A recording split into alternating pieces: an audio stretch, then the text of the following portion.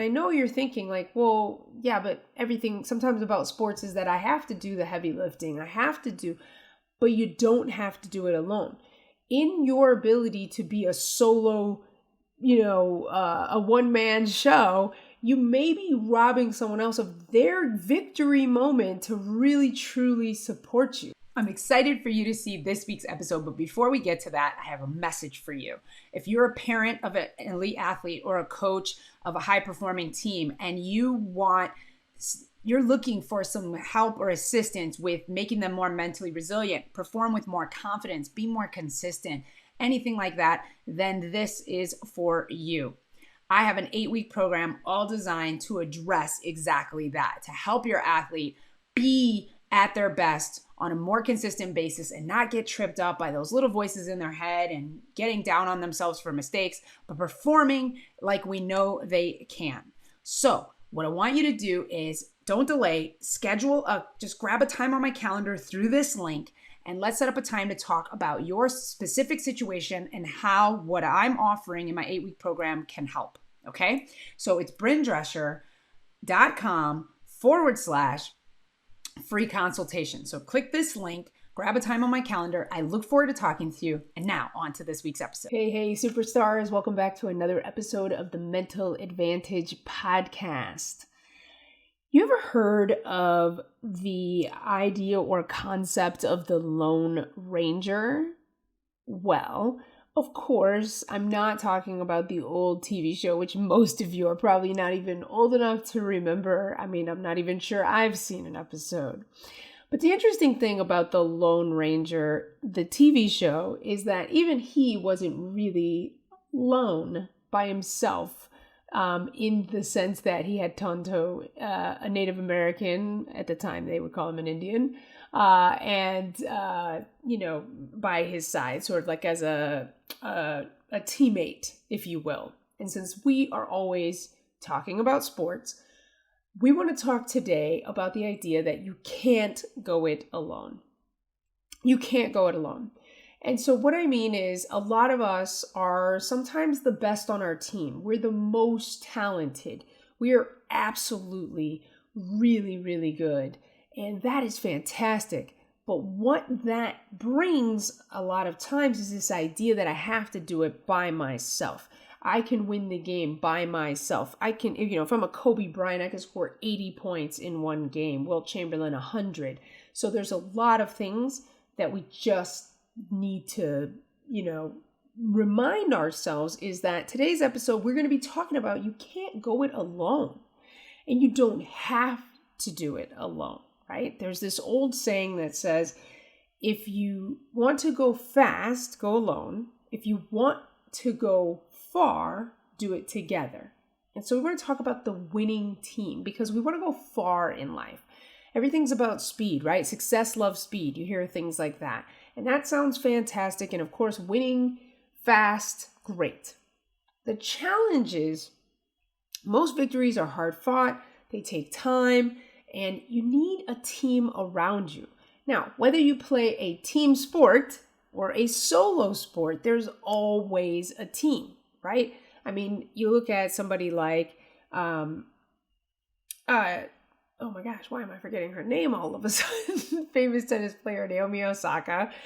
You have to remember that you can't just go it alone. You're going to have a team. You have somebody that works with you on your conditioning. Then you have somebody that comes in and helps you with your serve. You have somebody that helps you with lots of different aspects of your game, right? There's your strength and conditioning coach. Then there's the one that helps you with your technique. Then you maybe have a mental coach like myself. Then you have, so many different aspects. You have a manager, whatever. There's a team around you, whether you play a team sport or an individual sport. But many of us who are good, strong, high-performing people are used to doing it by ourselves. So we don't know how to operate in a team. And to do that, that is a skill. That is a skill. So I want to kill the myth of the Lone Ranger because no one ever got to the top by themselves, right? This concept of a self-made man. It sounds good. It really does. But ultimately, it isn't true because no one did it by themselves. And so we have to learn the art of asking for help, building people around us that are strong where we may be weak, that can support us in areas that we are. Like you think of back where I was growing up, the Chicago Bulls having a really good run at the championships and things like that. And you got the team, right? What made the Bulls excellent was this team. Sure, Michael Jordan was an amazing guy, but the team they built around him and the way they supported one another and how they could each come in. John Paxson, you got Scottie Pippen, you got all of these gentlemen coming off the bench and just making sure that team goes all the way to the championship.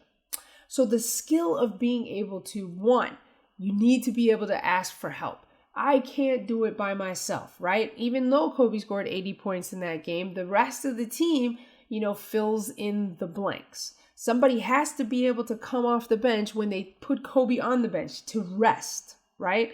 So are you someone who is willing to ask for help? So that's number one. And sometimes you got to ask for help even when you don't think you need it, right? I was thinking about this time where I used to be a pretty independent woman, which is good. I mean, I'm still an independent woman. And I want to say, I used to think I could carry all the heavy things. But then I realized I don't have to carry the heavy things. And not that men were put on this planet to carry the heavy things, because lots of people can carry the heavy things. Just ask for help, even when you don't think you need it. Like, hey, would you mind carrying that bag? Would you mind grabbing that? Is it okay if you kind of help me out with that? And I know you're thinking like, well, yeah, but everything sometimes about sports is that I have to do the heavy lifting. But you don't have to do it alone. In your ability to be a solo, a one-man show, you may be robbing someone else of their victory moment to really, truly support you. Right? Sometimes the best players on the team have the highest number of assists in addition to their number of points. So being able to know when to dish it off. If all the attention's on you, being able to know when to get rid of the ball and give it to others is what makes your team a real threat and then has a championship run. You see what I'm saying? So being able to ask for help, right? Being able to also be able to lift and elevate the rest of your team to the next level. That was one thing that they talked about in The Last Dance, that Jordan was very interested in the way his teammates showed up. I have this whole thing I do with my athletes when I work with them on their mental game about, do you want to be an A player or a B player? And one of the components of an A player, my criteria, right? And I have my players come up with their own, but one of the things that I always say is that someone who, has the team, they raise the level of everyone else on the team. They're not just playing at their level and being like, yeah, well, the rest of the team can just, eat my dust or something like that. So really important that you ask for help and you're able to elevate those around you by seeing their strengths and then calling them out of them. Like, hey, you know what? I noticed on this side, we're always getting double teamed. So, if we could open there, I could get the ball to you. And then we could have more open shots, open looks, right? I'm speaking about basketball, but this is true in many sports, whether it be hockey, volleyball, basketball, football, those type of things, right? So Tom Brady is an amazing quarterback, but he can't win a championship alone. He needs a receiver to pass the ball to, because we already know Tom Brady is not known for his runs or anything like that, right? He's got a cannon of an arm. He's got great game presence, and most of the great quarterbacks today do have some runs and do have some amazing things, but again, they still can't win. They need an offensive lineman to block for them.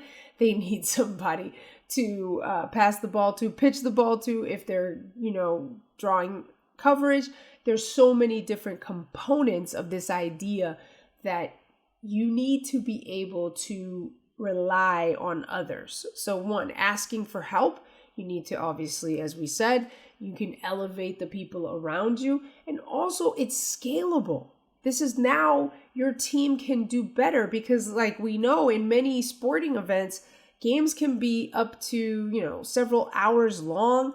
And most people don't have the stamina for that, and not being able to have somebody to come off the bench is going to hurt your team in the long run because we get fatigued.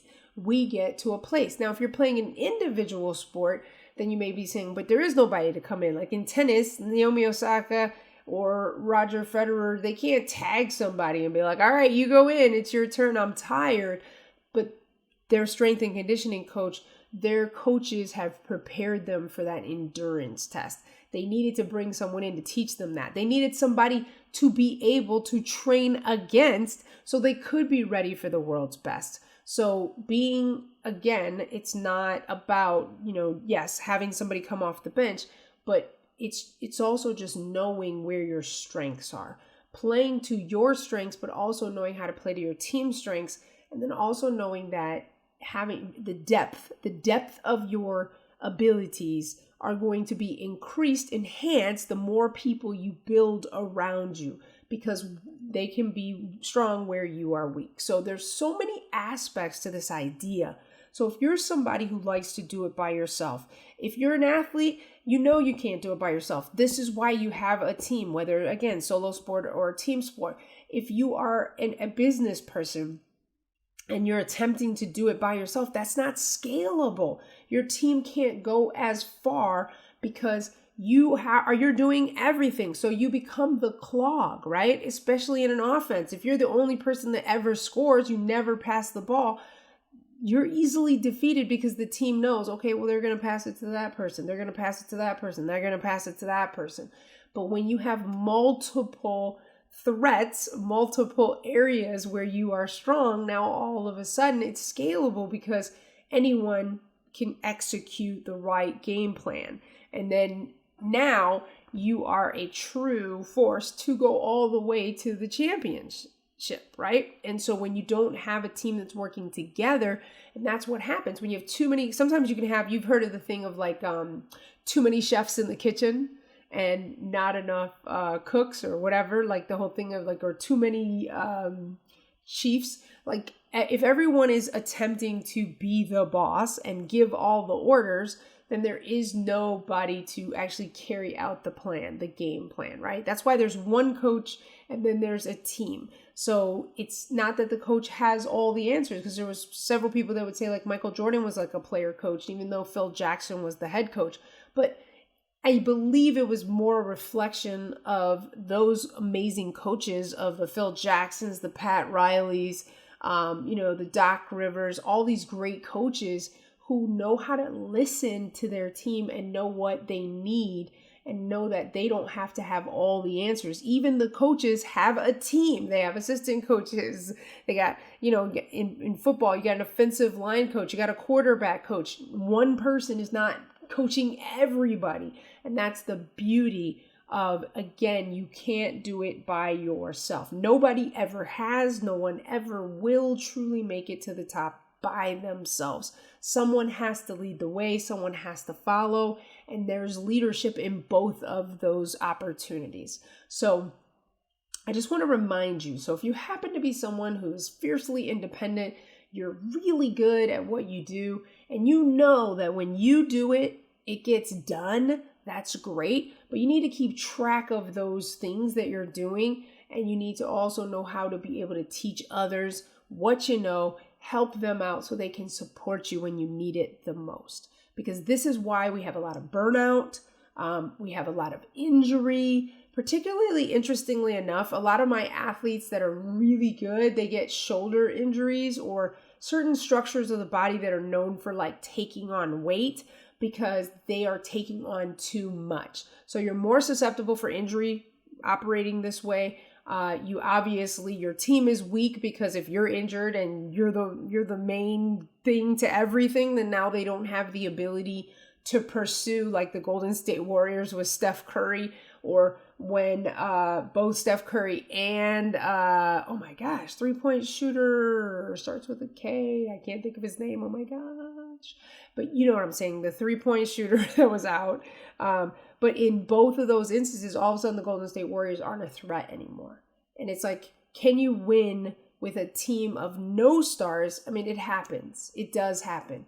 So it's really important to know that a team that works together, a well-oiled machine operating for the same goal together, and no significant one part that has to be the best, that's typically when you're successful. So I just want to say that. So you please remember, you don't have to do it by yourself. No one ever really has, and you're not expected to do it by yourself. We don't want burnout. We don't want injuries. We don't want you to be somebody who was great once but didn't have a great, wasn't known for having a great team around them. Even Kobe Bryant figured it out later in his career how important it was to be a part of the team and not just be a part, be the star. So anyway, that is today's episode. I hope you enjoyed it. I hope you got a good message from it. Please leave a comment below.